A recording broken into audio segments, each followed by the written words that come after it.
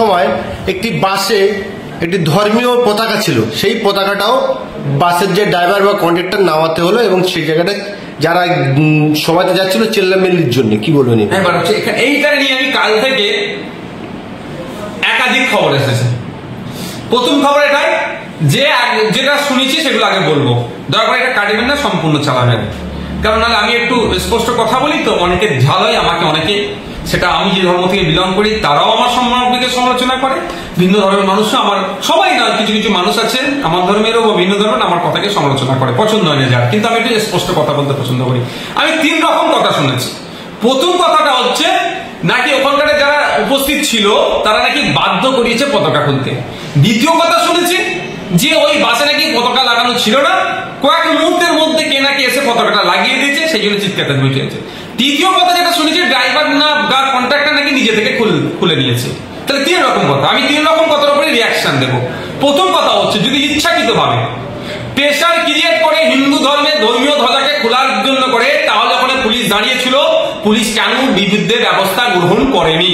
আমি আজকের দিনেও বলবো যদি ইচ্ছাকৃত ভাবে ওই ধর্মীয় পতাকা খোলার জন্য প্রেশার করে ওই কন্ডাক্টর বা ড্রাইভারকে, তাদের বিরুদ্ধে আইনত ব্যবস্থা গ্রহণ করা হোক। কারণ আমি মনে করি মসজিদের মিনারে উঠে এই ধর্মীয় অন্য ধর্মের ধর্মীয় ফ্ল্যাগ, হিন্দু ধর্মের ধর্মীয় ফ্ল্যাগ লাগানো যেরকম অপরাধ, আমি ওই ধরনের অপরাধ মনে করি প্রেশার করে কাউকে তার ধর্মীয় পতাকা খুলিয়ে নেওয়া অপরাধ মনে করি।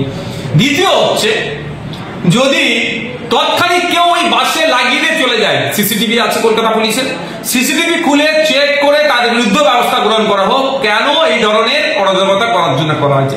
তৃতীয়ত যদি বাসের ড্রাইভার সে ইচ্ছা করে সে নাকি নিজে থেকে খুলে নিয়েছে, যদি এই ঘটনা ঘটে তাহলে আমি বলবো ওটা তো বাসটাকে তো ভাড়া করে নিয়ে এসেছিল, ওটা তো আমার মনে হয় ওটা হতে পারে ওয়াকাফের আইনের বিরুদ্ধে প্রতিবাদের জন্য সম্ভবত এসেছিল।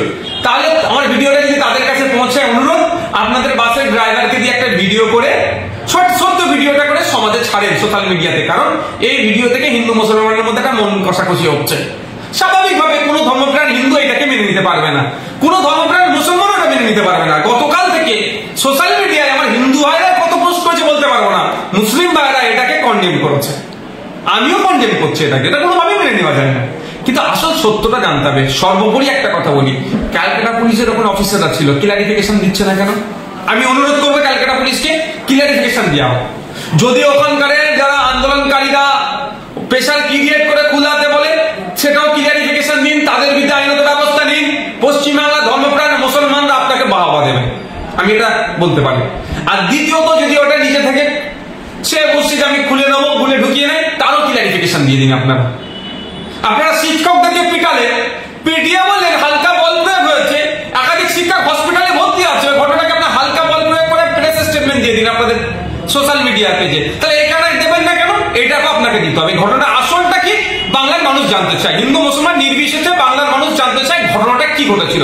হিন্দুত্ববাদীরা বিজেপিরা এটাকে তাদের ভোটের ইস্যু করাচ্ছে, আবার ও হয়ে কেউ সাফাইও গেছে, আসল ঘটনাটা আমরাও জানতে চাই। মুর্শিদাবাদেও দেখলাম যে ওয়াকফ আইনের বিরোধিতা রাস্তায় নেমেছিল, পুলিশের গাড়ি পোড়ানো হয়েছে। যদি সম্পূর্ণ দায়ী পুলিশ, প্রথম দায়ী পুলিশের ভিডিও আমাদের কাছেও আছে, একটা পুলিশ কর্তা, একাধিক ভিডিও আছে। একটা ভিডিও আপনাকে শুধু বলি যেটা পাবলিক ডোমিনে চলে এসেছে, আর বাকি ভিডিও কিছু কিছু আমাদের কাছেও এসে পৌঁছেছে যে পুলিশ কিভাবে প্রভোগ করিয়েছে। শান্তিপূর্ণ ছিল। আরে বাবা ওইখানে একটা মিটিং চলছে, মিটিং এ তো নেতৃত্ব দু চারটে আছে, তাদেরকে তো পুলিশ কর্তারা যদি নিয়ে গিয়ে ভাই এটা এতক্ষণ হয়ে গেছে, আপনারা লিডার, আপনারা এটাকে কন্ট্রোল করুন, এবার এটা হাইওয়ে, এটাকে ছেড়ে দিন, এটা বলে মিটে যায়। ওখানে বড় পুলিশ কর্তা এসে গাড়ি ঢুকিয়ে দেয়, বাহুবালিগিরি দেখাচ্ছে, হিংসাটা ইচ্ছাকৃতভাবে ছড়িয়েছে। এটাও তো হতে পারে 26,000 চাকরি বাতিল হয়েছে, মাইকে ডাইভার্ট করতে হবে, হিন্দু মুসলমান করতে হবে, দাঙ্গা দেখাতে হবে, পুলিশের গাড়ি পুড়িয়েছে, এটা নিয়ে টক শো হবে। মুসলমান যেহেতু ছিল ফিরিতে গাল দেওয়া সহজ এদেরকে।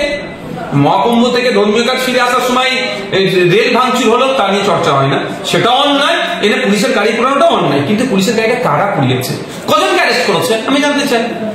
যারা পুড়িয়েছে তাদেরকে অ্যারেস্ট করতে হবে, কিন্তু কারা অ্যারেস্ট করেছে কি ভিডিও ফুটেজ দেখাতে পারবে কারা পুড়িয়েছে? পুলিশের গাড়ি তো, পুলিশ তো করেছিল, তাহলে ভিডিও ফুটেজটা দেখার তো এরা গাড়িটা আগুন লাগাচ্ছিল, এরকম ভিডিও পেয়েছেন আপনারা? অনেক রহস্য থাকতে পারে, মানে আমার ওপেন, মানে আমার থিঙ্কিং অনেক রহস্য থাকতে পারে, সত্যটা সামনে আসুন। আমি অনুরোধ করবো এতটুকুই আপনাদের মাধ্যমে, আমরা 14ই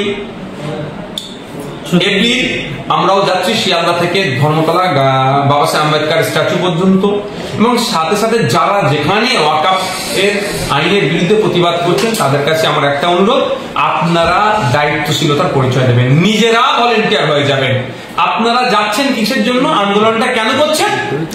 যে অন্যায়ের বিরুদ্ধে আন্দোলন করছেন। সে অন্যায়ের বিরুদ্ধে আন্দোলন করতে গেলে আপনি আবার অন্যায় পন্থা অবলম্বন কেন করবেন? সুতরাং আপনারা 14ই এপ্রিল আসবেন, আশা করছি শিয়ালদা থেকে ঠিক দুটোর সময় ছাড়া হবে, রাস্তায় আমরা মিছিল করে যাব, একটা নির্দিষ্ট জায়গায় গিয়ে আমরা প্রতিবাদ ওখানে সমাপ্ত হবে।